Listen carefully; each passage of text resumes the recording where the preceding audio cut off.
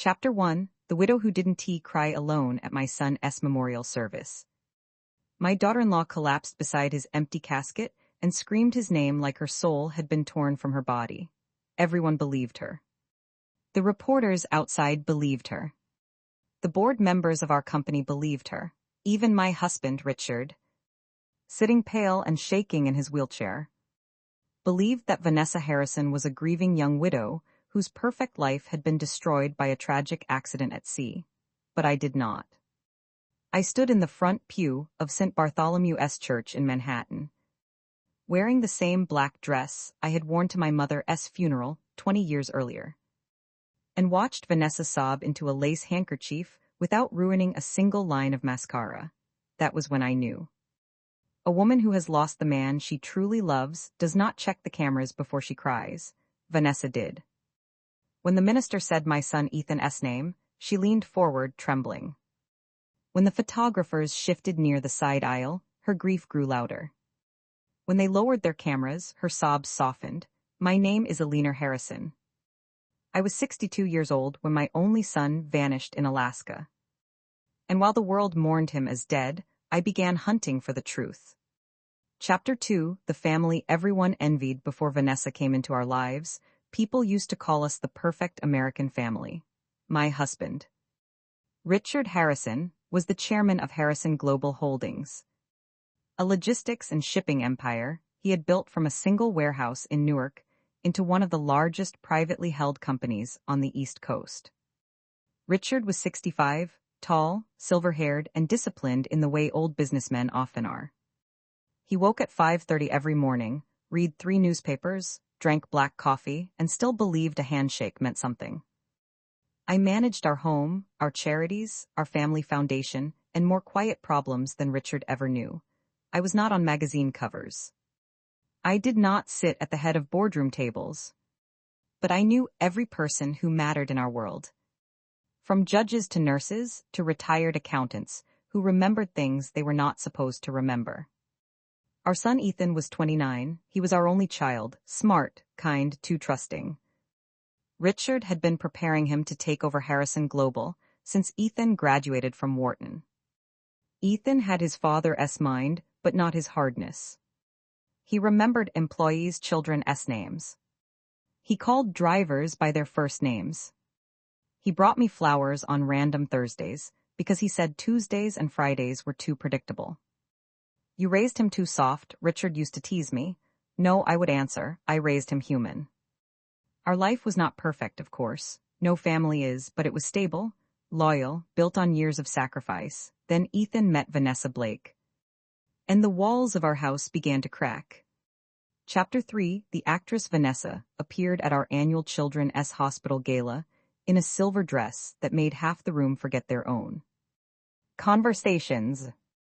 She was 27, an actress with 1 successful streaming series, 2 failed movies, and a face that looked made for magazine covers. Her hair was dark and glossy, her smile was soft. Her eyes were always measuring. Ethan saw her near the silent auction table. I watched it happen. He stopped mid-sentence while speaking to a donor and his face changed. Not lust, not simple attraction, something more dangerous, a fantasy. Vanessa turned, caught him staring, and smiled like she had been waiting for him all evening. 3 weeks later, Ethan brought her to dinner. She arrived with white orchids for me and a bottle of rare bourbon for Richard. Mrs. Harrison, she said, holding both my hands, I've heard so much about you. Ethan says you read the heart of this family. It was a beautiful sentence, too beautiful. Richard adored her within an hour. Ethan adored her before dessert. I smiled, poured coffee, and watched how she studied the silver, the artwork, the photographs, the staff, the doors. Vanessa was not looking at our home like a guest. She was looking at it like an investor. After dinner, Ethan walked her to the car. Richard stood beside me at the window. She's impressive, he said. She's practiced, I replied. He chuckled. You're being protective. Yes, I said. That is my job. 8 months later they were married. Chapter 4: The Wedding of the Decade. The wedding was held at a private estate in Newport, Rhode Island, overlooking the Atlantic. 300 guests, white roses, a string orchestra. A custom gown flown in from Paris. Fireworks over the water at midnight. The society pages called it the union of old money and new Hollywood glamour. Vanessa called it a dream. I called it the first warning.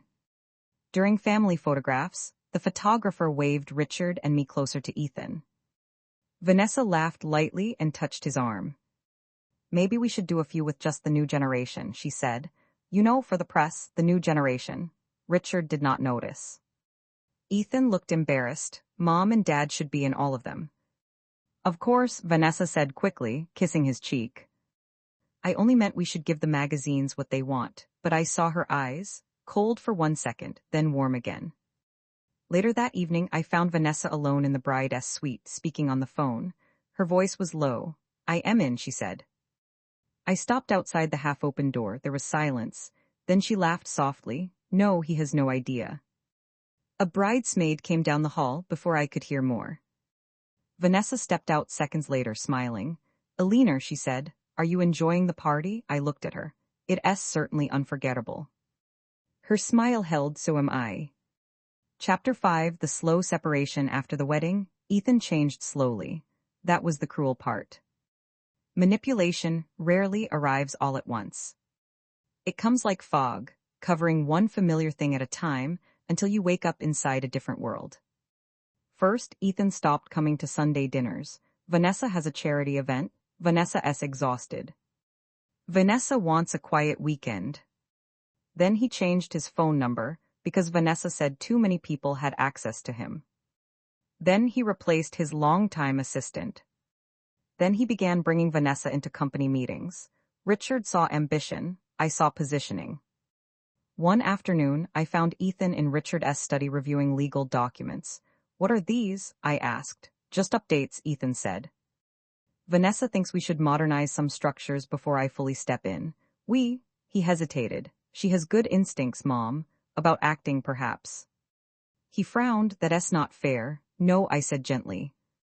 What isn't fair is a woman who has been married into this family for 6 months, pushing out people who served it for 30 years. His face hardened. You never gave her a chance. That sentence hurt more than I expected. Because I had given her a chance. I had given her dinner at my table, keys to our vacation home, my grandmother's sapphire earrings on her wedding day, and the benefit of every doubt. But some people do not want a chance, they want access. Chapter 6, The Man Behind the Curtain. The first time I saw Lucas Reed, he was standing across the street from our townhouse. It was raining. He wore a dark coat and leaned beneath the awning of a closed bookstore, watching our front entrance. I noticed him because he did not check his phone. In Manhattan, that is unnatural. Vanessa left our house 50 minutes later. She had come for lunch, claiming she wanted to reconnect. She got into her car. Lucas walked away. 2 blocks later, his black SUV followed her. I wrote down the license plate. That night, I called an old friend. Martin Caldwell had been Richard's private investigator during a hostile takeover attempt in the 1990s. He was retired now, living in Queens, spending most days complaining about his knees and the Mets. Elena, he said when he answered. If this is about your husband's birthday, I already told you I hate surprise parties. It's not Richard, I said. It's Vanessa. A long pause. I'll get coffee. 3 days later, Martin called me. Lucas Reed, he said, former manager, former boyfriend. Former everything, according to public records. But not as former as your daughter-in-law would like people to think. My hand tightened around the phone. How close? Close enough that they shared a hotel room in Miami 2 months before she married your son. The room went quiet around me. I looked at a framed photo of Ethan at age 6, missing his 2 front teeth, holding a cardboard rocket ship he had built with Richard. Do you have proof? Not yet, Martin said, but I will. I should have told Ethan that day. I have lived with that regret longer than I care to admit. But mothers make mistakes too. Mine was believing I needed perfect proof before I could save my son from a woman who had already begun destroying him. Chapter 7, The Trip to Alaska. Vanessa suggested the Alaska trip. That mattered later. Ethan had been working too much. Richard was pressuring him about succession. The board wanted a public announcement before the annual shareholder meeting. Vanessa told everyone they needed one last private escape before responsibility swallowed them. She posted about it online, a luxury lodge. Glacier views, helicopter rides, private boat charter. Ethan called me the morning they left. "Mom," he said, "you sound worried." "I am, you're always worried, only when something is wrong," he sighed. "Vanessa, isn't he the enemy? I hope not." There was silence, then his voice softened. "I love you, Mom." I closed my eyes. "I love you too, sweetheart." Those were the last words I heard from my son before the world told me he was dead. 3 nights later, our phone rang at 2:17 a.m. Richard answered. I watched his face lose color. "What do you mean missing?" he said. My body turned cold. The charter boat had suffered an explosion during rough weather near a remote stretch of the Alaskan coast. Vanessa had been rescued by a Coast Guard helicopter. Ethan was gone, no body, no confirmed death. Just freezing water, fire, darkness, and the word missing. Richard collapsed before sunrise. Chapter 8, The Perfect Widow. Vanessa returned to New York in a wheelchair. There was not a scratch on her face. Her arm was wrapped, her ankle was bandaged. Her grief was ready. She cried at the airport. She cried outside the hospital. She cried when reporters asked what Ethan's final words had been. "He told me he loved his mother," she whispered. That line made national news. People sent flowers. Thousands of comments flooded online. Vanessa became America's tragic widow overnight. I sat beside Richard's hospital bed and watched her interview on television. Richard cried silently. I did not. "She's suffering," he said weakly. I looked at the screen. Vanessa's tears glittered beneath studio lights. "No," I said, "she's performing." Richard turned away from me. For the first time in 40 years of marriage, my husband looked at me like I had become cruel. That hurt. But grief makes people desperate for comfort, and Vanessa offered a version of the story everyone wanted to believe. A beautiful wife. A terrible accident, a lost husband, a grieving family. My version had no comfort, only suspicion, and no one wanted that. Chapter 9, Richard's decline. Richard never recovered from Ethan's disappearance. At first doctors blamed shock, then stress, then his heart, then blood pressure. Then medication complications. I stayed beside him constantly. Vanessa visited often, too often. She brought soups from expensive restaurants. She arranged new specialists. She recommended a private nurse named Celia, who had wonderful references. "I only want to help," Vanessa told me, touching my shoulder. Her hand felt like ice. Richard trusted Celia immediately. She was calm, efficient, soft-spoken. But within 3 weeks, Richard became worse. He slept too much, his hands trembled, his thoughts blurred. One morning, he looked at me and asked, "Did Ethan call?" I went into the bathroom and gripped the sink until my knees stopped shaking. That afternoon, I checked Richard's medication tray. 2 pills were unfamiliar, small, white. Unmarked in the way hospital medication sometimes appears when repackaged, I asked Celia. "Dr. Abrams adjusted his medication," she said. I called Dr. Abrams. He had done no such thing. That night, I moved Richard to a different wing of the house and dismissed Celia. Vanessa arrived within the hour. "What happened?" she demanded. "Richard's care is no longer your concern." Her eyes narrowed. "I am his daughter-in-law. You are Ethan's wife," I said, "and Ethan is not here." For 1 second her face changed, not grief, not fear, anger, then the mask returned. "Alina," she whispered, "you re-exhausted. You reimagining enemies." I stepped closer. "No, Vanessa, I am finally seeing them." Chapter 10, The boardroom opens with Ethan missing and Richard incapacitated. Harrison Global entered crisis. The board wanted stability. Vanessa wanted power. She began attending meetings on Ethan's behalf. She spoke softly at first, always mentioning his dreams, his vision, his love for the company. Men who should have known better listened. Beauty lowers suspicion, grief lowers it further.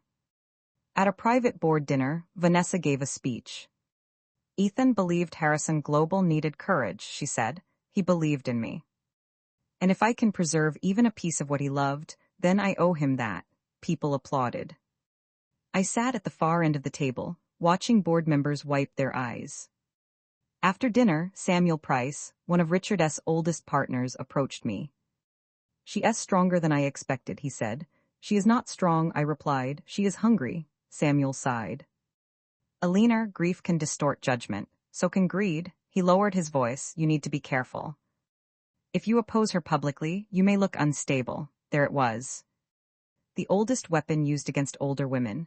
Call her emotional, call her bitter, call her confused, anything but right. I smiled. Thank you, Samuel. For what? For reminding me not to fight publicly. Chapter 11. The fisherman. The call came from Alaska on a Tuesday morning. I almost did not answer because the number was unfamiliar. Mrs. Harrison? A man asked. Yes, my name is Thomas Avery. I live in a town called Port Kavanaugh. You don't know me. My heart began to pound. Is this about my son? A pause. I think it might be. I sat down slowly. Thomas was a fisherman. 6 weeks after the accident, his cousin had found an injured man washed near a rocky inlet miles from the search zone. The man had no identification. He was feverish, concussed, half-frozen, and confused. They took him to a small local clinic. He didn't know his name, Thomas said. Still dosing tea, not fully. But yesterday he saw a newspaper with your family's photo. He reacted to it. I could barely breathe. What did he say? He pointed to you. My eyes filled, and then Thomas hesitated. He said, Mom, I dropped the phone. For the first time since the memorial, I cried, not softly, not gracefully. I cried like my body had been waiting for permission to break. Then I picked up the phone and said, do not tell anyone else. I am coming. Chapter 12. Ethan. I flew to Alaska under a false name.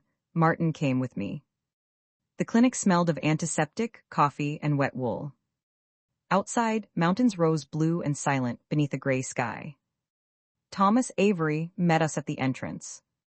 He was in his late 50s, broad-shouldered, with weathered hands and kind eyes. He's different, Thomas warned me. You need to understand that, I nodded. But nothing prepared me for seeing Ethan. He sat near a window, thinner than before, beard rough along his jaw, his right arm still healing. He wore a flannel shirt someone had given him. He looked both like my son and like a stranger wearing his face. I stopped in the doorway. He turned. For several seconds he stared at me. Then his eyes filled with confusion and pain. I know you, he whispered. I pressed my hand to my mouth. Yes, he stood unsteadily. I don't remember everything. That's all right. His face twisted. I remember water, fire.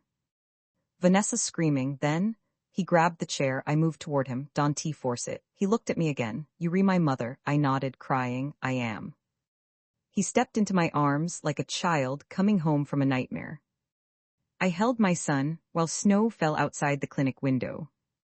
And for one brief moment, the war disappeared. Chapter 13. The missing memory. Ethan's memory returned in pieces. A smell, a sound, a word. He remembered the lodge. He remembered Vanessa being distant. He remembered arguing with her the night before the accident. She wanted me to sign something, he said. What? Voting authority, temporary transfer. In case something happened while Dad was sick. My blood chilled. Did you sign it? I don't think so. He closed his eyes. There was a man, Lucas. His eyes opened. You know him? Yes. Ethan rubbed his forehead. He was on the boat. Martin leaned forward. Are you certain? Ethan's breathing quickened. He wasn't supposed to be there. Vanessa said he was part of the crew, but I saw them arguing. Then I heard him say, if he doesn't sign, we do it tonight. The room went silent. Ethan began shaking. I took his hand. Sweetheart, listen to me. You survived. That means they failed. He looked at me. Mom, did she try to kill me? I did not answer immediately. Some truths are too ugly to hand to your child all at once. Finally, I said, I believe she tried to erase you. His face hardened. For the first time since I found him, Ethan looked like Richard. Then we don't tell her I am alive. Chapter 14. The trap. We returned to New York quietly. Ethan stayed in a private medical facility outside the city under another name. Only Martin, Thomas, his doctor, and I knew. Richard was too fragile at first. I wanted to tell him, but his doctors warned that a shock could harm him, so I waited.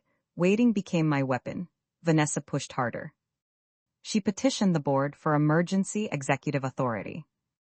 She claimed Ethan had verbally expressed his wish for her to continue his work. She produced documents with signatures that looked almost like his. Almost. I sent copies to a forensic examiner, forged. Martin found bank transfers from a shell company connected to Lucas Reed. Then we found Celia. She had disappeared after I fired her, but Martin tracked her to a condo in Tampa, paid for through another shell company. When confronted, she cried within 5 minutes. "I didn't know it would hurt him," she said. "What were you giving my husband?" I asked. She looked down. "Medication to weaken him, not kill him. Just make him seem incompetent." "Who paid you?" She covered her face. "Vanessa." There are moments in life when rage becomes so pure it feels calm. I did not yell. I did not threaten her. I simply placed a recording device on the table and said, "Start from the beginning." Chapter 15, Richard learns the truth. I told Richard on a rainy evening. He was sitting by the bedroom window, thinner than I had ever seen him, a blanket over his knees. "Alina," he said, "why do you look like you're about to tell me something terrible?" "Because I am." He closed his eyes. "Is it Ethan?" "Yes." His hand trembled. I knelt before him. "Our son is alive."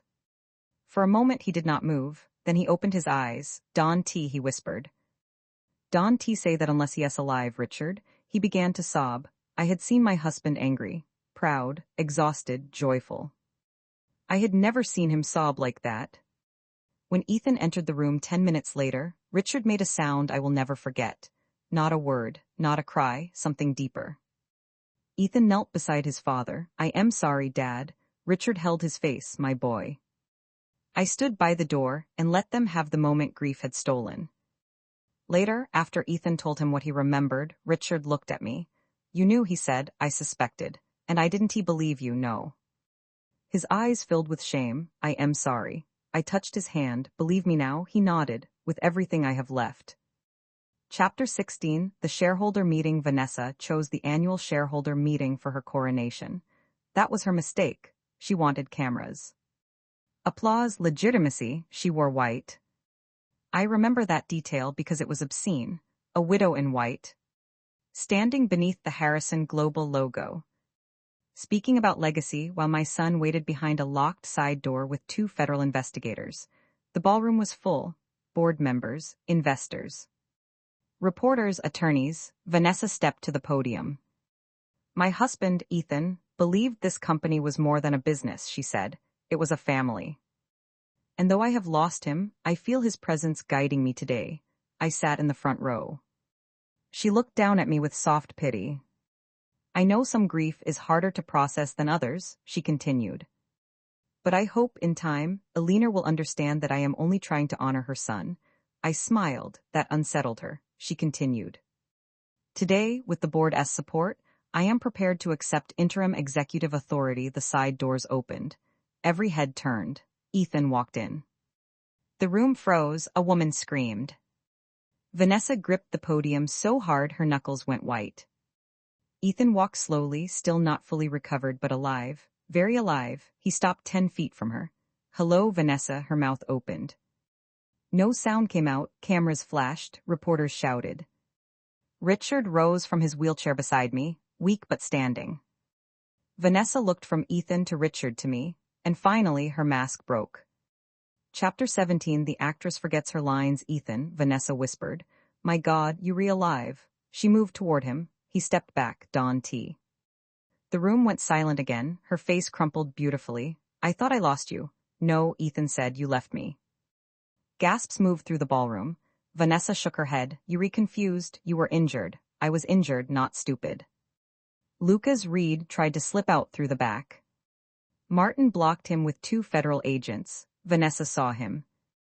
That was when everyone else saw the truth begin to form. I stood and walked to the stage. My legs were steady. My voice was calm. "For months," I said, Vanessa Harrison has presented herself as a grieving widow. But grief was only her costume. One of our attorneys activated the screen behind us. Documents appeared, bank transfers, hotel records, forged signatures, medical statements. Celia S. recorded confession. Then footage from the Alaskan marina showed Lucas boarding the charter boat under a false crew badge. Vanessa stared at the screen, her lips parted. "Eleanor," she said quietly, "please." That word almost made me laugh, please. People like Vanessa say please only when power changes hands. I looked at her. "You came into my family as an actress," I said. "And for a while you were very good, but you forgot something." She trembled. "What?" "Every performance ends." Chapter 18 Aftermath. Vanessa was arrested that afternoon. Lucas too. The investigations took months. The trials took longer. Lawyers argued. Publicists spun stories. News anchors replayed the footage of Ethan entering the shareholder meeting until America knew every second of it. Vanessa claimed she had been manipulated by Lucas. Lucas claimed Vanessa planned everything. They destroyed each other trying to survive. That part did not surprise me. Betrayal is not loyalty simply because two people commit it together. Celia testified, so did Thomas Avery. So did the forensic accountants, so did Ethan. Richard recovered slowly, not fully. Some damage remains in ways we do not discuss at dinner. His hands still shake, he tires easily, but every morning. He sits by the window with his coffee and reads the newspaper like a man who has decided the world will not take one more thing from him. Ethan returned to Harrison Global, not immediately. First, he spent 3 months in Alaska, thanking the people who saved him. He helped fund a new clinic in Port Cavanaugh. He bought Thomas Avery a new fishing boat, though Thomas complained it was too fancy to smell like fish. When Ethan finally stepped into the company as chairman, he did it differently than Richard had planned. Softer, wiser, less trusting perhaps. But still human, and me? People started calling me strong. I was not strong, I was a mother. There is a difference. Strong people can walk away. Mothers walk into the fire if their child is inside. Chapter 19 The Garden. A year after the shareholder meeting, we held a small family dinner at our home. No reporters, no board members. No white roses, just Richard, Ethan, Martin, Thomas, and me. We ate roast chicken, mashed potatoes, green beans, and apple pie, because Ethan said hospital food had made him appreciate anything that didn't arrive under plastic wrap. After dinner, Ethan found me in the garden. The roses were blooming. He stood beside me quietly. "I should have listened to you," he said. I looked at him. "You were in love." "That doesn't excuse being blind." "No," I said, "but it explains being human." He nodded. After a while he asked, "Do you hate her?" I thought about Vanessa, her perfect smile, her careful tears, her hunger. The way she had studied my home like a map. "No," I said. Ethan looked surprised. "I don't have room left for hate," I continued. "Hate keeps people in your house long after they're gone." He looked toward the roses. "What do you have room for?" I smiled faintly. "Peace. Maybe forgiveness one day, not for her sake, for mine." He took my hand. "I missed you, Mom." I squeezed his fingers. "I never stopped looking for you." Chapter 20 What family means. People often think families are destroyed by strangers. They are not. Strangers can hurt you, yes. They can steal, lie, manipulate, and leave damage behind. But the deepest wounds come when strangers are invited to the table, and everyone calls it love too soon. Family is not blood alone. It is not a last name. It is not wealth, inheritance, weddings, photographs, or beautiful speeches in crowded rooms. Family is the person who notices when your smile looks forced. The person who asks the second question. The person who stays when believing you is inconvenient. The person who will stand alone in a church full of mourners and say, quietly, something is wrong. I lost my trust that year. But I did not lose my family. I found out exactly who belonged in it. And sometimes, at 62 years old, that is the greatest gift life can still give you.